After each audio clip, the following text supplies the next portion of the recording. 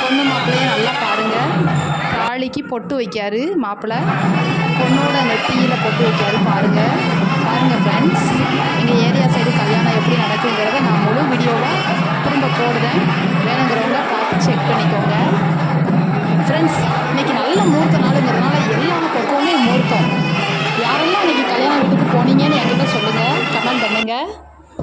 இது ஒரு குட்டி பொண்ணு, ஒரு சொந்தக்கார குட்டி பொண்ணு எப்படி இருக்கான்னு பாருங்கள். வீடியோ பார்த்து லைக் பண்ணுங்கள், ஷேர் பண்ணுங்கள், கமெண்ட் பண்ணுங்கள், சப்ஸ்கிரைப் பண்ணுங்கள். கல்யாண வீடு தான், அத்தனை உறவுகள்